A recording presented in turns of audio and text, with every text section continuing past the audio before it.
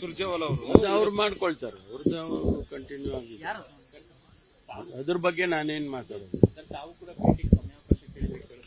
ಹೋದ್ವಾರ ನನಗೆ ಕರೆದಿದ್ರು, ನಾನು ಊರಲ್ಲಿದ್ದೆ, ಕರೆದಾಗ ಊರಲ್ಲಿದ್ದೆ.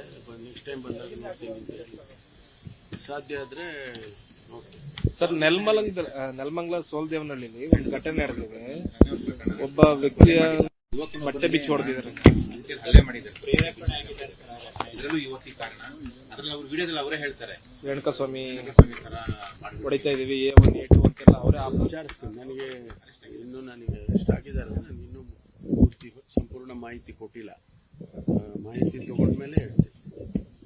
ಬೇರೆನೇ ಆಗ್ತಿದೆ ಸರ್ ಗೊತ್ತಿಲ್ಲ, ಅದನ್ನ ಯಾರಾದ್ರೂ ಸೈಕಾಲಜಿಸ್ಟ್ ಸ್ಟಡಿ ಮಾಡಬೇಕು ಅಥವಾ ಸೋಷಿಯಾಲಜಿಸ್ಟ್ ಸ್ಟಡಿ ಮಾಡಬೇಕು. ಆ ಥರ ಏನಾದರೂ ಇಂಪ್ಯಾಕ್ಟ್ ಆಗ್ತಾ ಇದೆಯಾ ಸೊಸೈಟಿಯಲ್ಲಿ ಯಂಗ್ಸ್ಟರ್ಸ್ ಮೇಲೆ ಅಂತ ಯಾರಾದರೂ ಸೋಷಿಯಾಲಜಿಸ್ಟು ಸ್ಟಡಿ ಮಾಡಬೇಕಾಗುತ್ತೆ.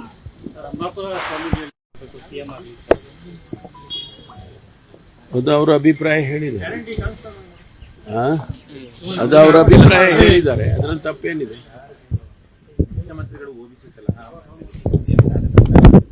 ಡೆಲ್ಲಿಗೂ ಪರಮೇಶ್ವರ್ ಅವರು ಅಥವಾ ಮಲ್ಲಿಕಾರ್ಜುನ ಖರ್ಗೆ ಅವರೇ ಬರ್ಬೋದು, DK ಗೊತ್ತಿಲ್ಲಪ್ಪ, ಅದೆಲ್ಲ ಬಿಡಿ. ಬೇರೆ ಇನ್ನೇನಾದ್ರೂ ಡೆವಲಪ್ಮೆಂಟ್ ವಿಚಾರ ಮಾತಾಡ್ರಿ.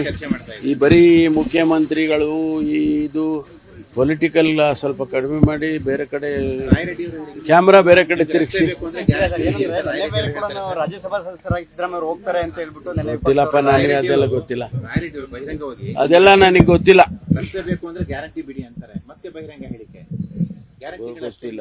ಅದೆಲ್ಲ ಮುಖ್ಯಮಂತ್ರಿಗಳು ಅದ್ರ ಬಗ್ಗೆ ಗಮನ ಹರಿಸ್ತಾರೆ. ಅವರು ಫೈನಾನ್ಸ್ ಅವರಲ್ವಾ, ಅವರು ಮೇಲೆ ಫೈನಾನ್ಸ್ ಅಡ್ವೈಸರು ರಾಯರೆಡ್ಡಿ ಅವರೇ. ಸೊ ಅದು ಅವರಿಬ್ಬರಿಗೆ ಬಿಟ್ಟಿರೋ ವಿಚಾರ. ಗುಜರಾತಲ್ಲಿ ಸರ್ ಅಕ್ರಮ ಬಾಂಗ್ಲಾದೇಶಿಗಳಿಗೆಲ್ಲ ಫ್ಲೈಟ್ ಹರಿಸಿ ಕಳಿಸ್ತಾ ಇದ್ದಾರೆ. ಕರ್ನಾಟಕದಲ್ಲಿ ಏನು ಪ್ರಗತಿ ಇಲ್ಲ. ನಮ್ಮಲ್ಲಿ ಡಿಪೋರ್ಟ್ ಮಾಡ್ತಾ ಇದೀವಲ್ಲ ನಾವು. ಯಾರ್ಯಾರು ಅನ್ಆಥರೈಸ್ಡ್ ಆಗಿ ಯಾರಿದ್ದಾರೆ ಅವರಿಗೆಲ್ಲ ಡಿಪೋರ್ಟ್ ಮಾಡ್ತಾ ಇದ್ದೇವೆ. ಈಗಾಗಲೇ ನಾವು 200ಕ್ಕೂ ಹೆಚ್ಚು ಜನ ಬೇರೆ ಬೇರೆ ಫಾರಿನರ್ಸ್ ಯಾರ್ಯಾರು ನಮ್ಮಲ್ಲಿ ಅನ್ಆಥರೈಸ್ಡ್ ಆಗಿದ್ದಾರೆ ಅವ್ರನ್ನೆಲ್ಲ FRRO ಅಂತ ಇದೆ ಇಲ್ಲಿ. ಅವರು ಫೈಂಡ್ ಔಟ್ ಮಾಡಿ ನಮಗೆ ಹೇಳ್ತಾರೆ, ಅವಾಗ ನಾವು ಅವ್ರನ್ನ ಡಿಪೋರ್ಟ್ ಮಾಡ್ತೀವಿ. ಸಾವಿರ ಲೆಕ್ಕದಲ್ಲಿ ಕಳಿಸ್ತಾ ಇದ್ದಾರೆ ವಾಪಸ್. ಕರ್ನಾಟಕದಲ್ಲಿ ಅಲ್ಲ, ಅಷ್ಟೇ. ನಮ್ಮಲ್ಲೂ ಕೂಡ ಹೆಚ್ಚು ಇರೋದು ನಮಗೆ ಕಂಡು ಬಂದ್ರೆ ನಾವು ಕಳಿಸ್ತೀವಿ. ನಾವು ಪ್ರತಿನಿತ್ಯ ನಾವು ವೆರಿಫೈ ಮಾಡ್ತಾನೆ ಇರ್ತೀವಲ್ಲ. It's a continuous process. ಒಂದಿನ ಮಾಡಿ ನಿಲ್ಲಿಸೋದಿಲ್ಲ. It's a continuous process. ಯಾರ್ಯಾರು ಅನ್ಆಥರೈಸ್ಡ್ ಆಗಿ without any valid papers, passport ಅಥವಾ ಎಂಟ್ರಿ ಪರ್ಮಿಟ್ ಈ ತರ ಎಲ್ಲ ಇಲ್ಲದೆ ಹೋದ್ರೆ ಅವರನ್ನ ಡಿಪೋರ್ಟ್ ಮಾಡೋದಕ್ಕೆ ಕ್ರಮ ತಗೊಳ್ತೀವಿ. ಅಲ್ಲ, ನಮ್ಮ ಗಮನಕ್ಕೆ ಬಂದಿರೋದು ಅಂಕಿ ಅಂಶಗಳನ್ನ ಅಷ್ಟು ಕೊಡ್ತೀವಿ. ಗಮನಕ್ಕೆ ಬರೋದು ಇಲ್ಲದೆ ಇದ್ರೆ ನಮಗೆ ಫೈಂಡ್ ಔಟ್ ಮಾಡ್ತಾನೆ ಇರ್ಬೇಕಲ್ಲ. ಅದನ್ನ ಮಾಡ್ತಾನೆ ಇದೀವಿ, ಕಂಟಿನ್ಯೂಸ್ ಆಗಿ ಮಾಡ್ತಾ ಇದೀವಿ. ಯಾರೋ ಹೇಳ್ತಾರೆ ಲೇಬರ್ ಇದರಲ್ಲಿ, ಕನ್ಸ್ಟ್ರಕ್ಷನ್ ಇದರಲ್ಲಿ ಬಹಳ ಜನ ಇದ್ದಾರೆ ಅಂತಾರೆ. ವೆರಿಫೈ ಮಾಡ್ತೀವಿ. ಅಲ್ಲಿ ಸಿಕ್ಕಿದ್ರೆ ಅವ್ರನ್ನ ಕಸ್ಟಡಿಗೆ ತಗೊಂಡು ಅವ್ರನ್ನ ಡಿಪೋರ್ಟ್ ಮಾಡ್ತೀವಿ. ಸುಳ್ಳುಕೋರರ ಬಗ್ಗೆ ಕಾಂಗ್ರೆಸ್ ಸಾಫ್ಟ್ ಕಾರ್ನರ್ ಇದೆ ಅಂತ ಬಿಜೆಪಿ ಆರೋಪ. ನಾವ್ಯಾಕೆ soft? What is the advantage for us? ಕಾಂಗ್ರೆಸ್ಗೆ ಏನು ಅಡ್ವಾಂಟೇಜ್ ಇದೆ ಸುಳ್ಳುಕೋರರಿಗೆ ಸಾಫ್ಟ್ ಕಾರ್ನರ್ ಇರೋದಕ್ಕೆ? ನಮ್ಗೆ ಆ ಥರ ಅಷ್ಟು ಇನ್ನು ನಮಗೆ ಬಾಂಗ್ಲಾದೇಶದವ್ರನ್ನ ಕರ್ಕೊಂಡು ಬಂದಿಲ್ಲಿ ಓಟ್ ಹಾಕ್ಸ್ಕೊಳ್ಳೋಂಥ ಪರಿಸ್ಥಿತಿ ಕಾಂಗ್ರೆಸ್ಸಿಗೆ ಏನು ಬಂದಿಲ್ಲ. ಸರ್, ಪ್ರಿಯಾಂಕ್ ಖರ್ಗೆ ಅವ್ರು ಬಂದ್ಬೇಕು. ಈ ದಿನ ಬರ್ತಾ ಇರ್ತಾರ್ರಿ, ಹಿಂದ್ಗಡೆ ರೋಡು ಮನೆ. ನಾವು ಬರ್ತಾ ಇರ್ತಾರೆ, ಹೋಗ್ತಾ ಇರ್ತಾರೆ. ನಮ್ಮ ಸಂಬಂಧ ನಾವು ಅನೇಕ ಸಂದರ್ಭದಲ್ಲಿ ಹೇಳಿದ್ದೀನಪ್ಪ. ನಮ್ದು ಅವರು ಎಲ್ಲ ಒಂದು ಫ್ಯಾಮಿಲಿ.